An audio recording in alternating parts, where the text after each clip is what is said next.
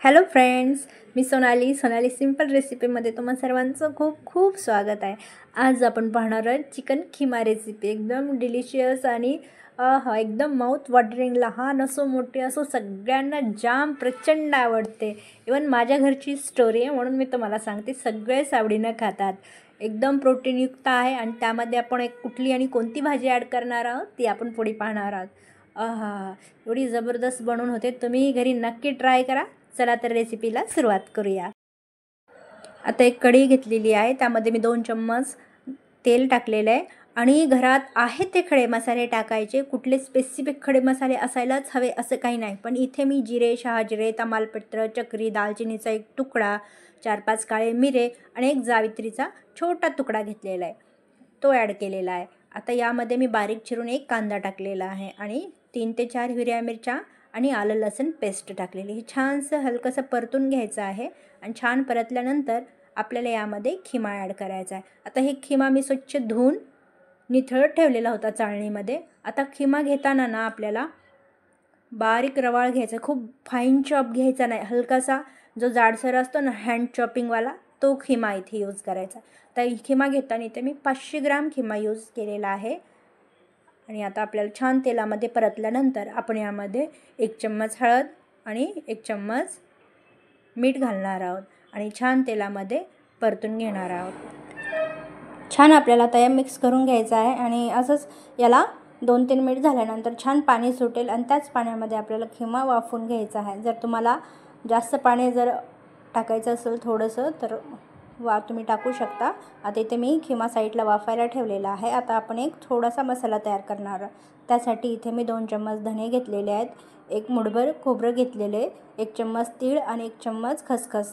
त्याचबरोबर इथे मी 2 सुक्या मिरच्या देखील घेतलेल्या आहेत आणि अर्धा चम्मच जिरं टाकणार आहे। आता हे व्यवस्थित भाजून आपल्याला याची छान मिक्सरला पेस्ट बनवून घ्यायची आहे। आता खूप हाय फ्लेमवरती नाही, आपल्याला एकदम लो फ्लेमवरती याला भाजून घ्यायचं आहे। आता अशा पद्धतीने आपण याची पेस्ट बनवून घेऊया। आता इथे मी शेपूची भाजी घेतलेली आहे, एक जुडी घेतलेली, ती स्वच्छ धुवून घेतलेली आहे आणि व्यवस्थित पाणी निचरत ठेवलेली होती। आता तिला आपल्याला कट करून घ्यायचं आहे।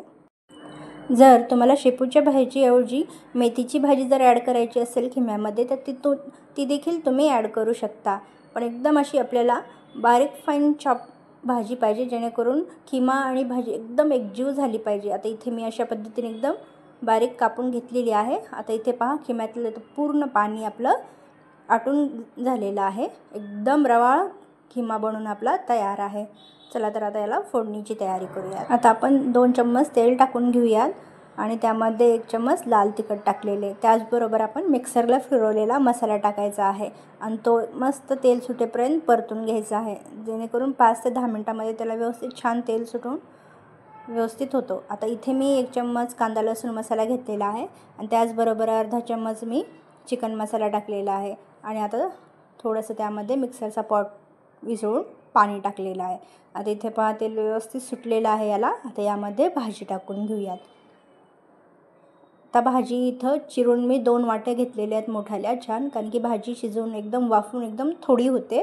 इथे पहा वाफून एकदम कमी झालेली, आता ती कच्ची राहू नये म्हणून इथं आपण 2-3 मिनिट याला वाफून घेणार आहोत झाकून ठेवून। आता 2-3 मिनिट झालेले आहेत, भाजी आपली व्यवस्थित छान मऊ झालेली आहे आणि आता इथे पहा याला मिक्स करून घेऊया एकदा, एकदम भाजी छान झाली। आता आपल्याला यामध्ये खिमा टाकायचा आहे। इथे पहा खिम्याचं स्ट्रक्चर एकदम छान मोकळं झालेलं आहे आणि आता याला आपण मिक्स करून घेऊया। आता चिकनऐवजी तुम्ही इथे मटनचा देखील यूज करू शकता, मटन खिमा वापरू शकता, मटन खिमा पण छान लागतो। आता यामध्ये मी थोडंसं पाणी टाकलं आहे आणि चवीप्रमाणे मीठ टाकलेलं आहे। आता याला पण आपण 2-3 मिनिट व्यवस्थित मिक्स करून वाफून घेणार आहोत।